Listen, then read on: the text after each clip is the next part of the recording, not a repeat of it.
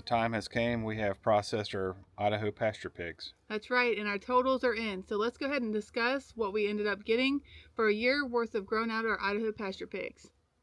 Now, before we get into the totals, I think it's important that we give you the backstory or to give you more information so you can make a wise decision if Idaho Pasture Pigs are for you. So we got these pigs March of 2024, and they were really small. So we were estimating that they were probably 8 weeks old when we got them. So that would put them as a January birthday, and we just processed them January of 2025. We chose to go with a non-GMO food. It's soy-free. We got that from a local feed mill. They actually mixed that feed up for us. I really was adamant about not feeding our pigs soy, just for the hormones that it can cause, hormone issues it can cause for us humans, as well as our pigs. So I really didn't want soy, and he came up with a great blend for us, and it worked out, I think, really good for our pigs. Yeah, and I was really surprised of how much grass and stuff the IPP pigs eat. They're pretty impressive grass eaters. So I think overall it really helped out with our feed bill, because I think we didn't use as much feed as they told us we was going to have. Right. We didn't tell them what breed of pig we had either. So. Right. And we also was very routinely moving them with the electric fence. And if you want to see us talk about the electric fence, I'll post that in the comment or in the description below. You can see more about us moving the fence. Yeah. And I think also too that they not only ate grass, which was fabulous, but what they did for our grasses was also fabulous. Our field looks so much better after having them with the grass growth, and we could probably show them. I'll walk over there and I'll show you guys kind of how they done our pasture. I mean, it's the grass that comes back is beautiful. I mean, I was very impressed by that as well. So that's another positive for the IPP pigs. Right. And just a side note, just to add, to make sure that you either test your soil to make sure you have selenium. If not, you really need to supplement that also, because then you have some rooting issues. But I think the only time we had rooting was when it was wet. Also, like when they were young, and I don't know if they were giving them supplements or whatever when they were over at their other farm. But that blend that we got, he made sure that there's plenty of selenium in their feed. Right. Yeah. So initially they started rooting a lot, but after a few days you didn't see hardly any. Yep, I agree. So, wanted to show you some of the paddocks that we had them in. This is one of the recent ones here, and it's been awful muddy. So they were in this one probably from about the end of December till sometime in January.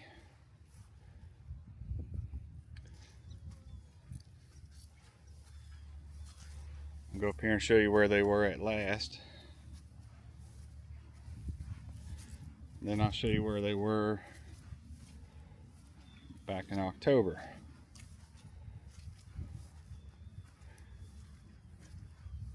So here was the last paddock we had them in. Still got to get their house moved and things. But as you can tell, I mean, they don't really root a whole lot. I mean, it's down to grass is pretty much gone, but I just hope they churned up some natural seeds, which I think they did. So I'll kind of show you this last paddock from October, and you may kind of make a decision if you think they did or not. So this was kind of back in October, and right now it's February 2nd, so grass is kind of brown anyway, but just want to show you. I'm very impressed how full and lush is coming in up through here, and green already. Kind of see how green it is through here, and over here to the left where they were not is just all brown.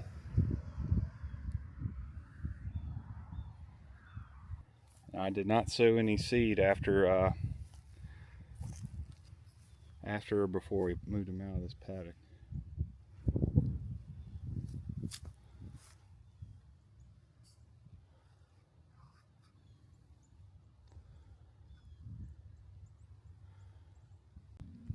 So I do want to go ahead and show you some examples of some of the things that we got so you can kind of see.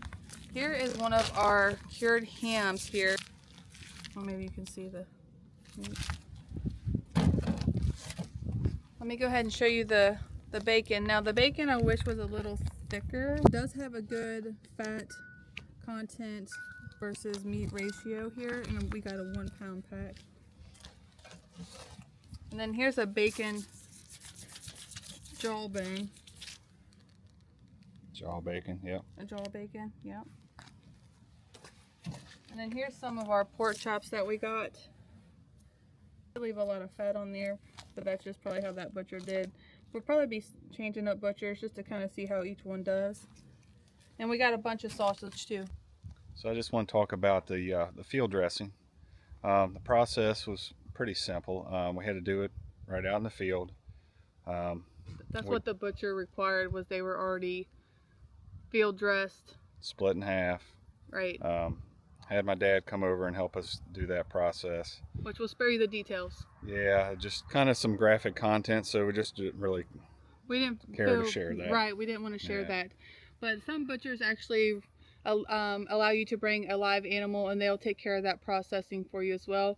But the one that we chose this time around, required them to already be field dressed, processed out, deboned. Well, the split in half. I mean, yeah, they're not deboned. They're just split in half. Yeah, I didn't mean deboned. My bad. Yeah. And then the hide removed. Yeah. So the total weight we took to the butcher was 322 pounds. That was on their scales. I estimate, I didn't weigh it when we got it back home, but we got at least 250 pounds of meat, I believe. I think that's pretty good. Yeah. That's between the two of them. Now these were feeder pigs, so they're not going to be your ideal breeding stock. One of them was taller than the other one, more leaner, and the other one was, you know, your standard looking Idaho Pasture Pig. So the one leaner one, I think the one that was bigger kind of carried over the weight towards the other one when you look at what we got out of them both. Yeah. But overall, I mean, we've tried a little bit of the meat and stuff, and it seems to taste pretty good. Pretty impressed by the sausage so far. Right. Yep. Yeah, we're pretty impressed with it. We still have to go ahead and cook up our pork chops and our ham, our ribs, things like that we still have to cook, but we want to go ahead and share this with you guys in case you're contemplating on whether to get Idaho Pasture Pigs for your meat consumption. I would definitely do it again. I would get them again. I was very impressed with them. They were so docile, friendly. Honestly, kind of missed them, but I really enjoyed having them around. Overall, again, we would recommend the Idaho Pasture Pigs as a great homesteading pig, especially like an entry pig, first-time owner pig. We're very happy with them, and especially as a woman farmer, the pig wasn't very intimidating. They're not a very large size, so I wasn't really intimidated with trying to get in the pen with them. Plus, they were really sweet. So I recommend them overall, and then they taste good also. Yeah. So if you have any questions about the butchering process or any Idaho Pasture Pig questions in general, just feel free to reach out to us in the comments. God bless and have a good day. God bless you guys. Have a good day.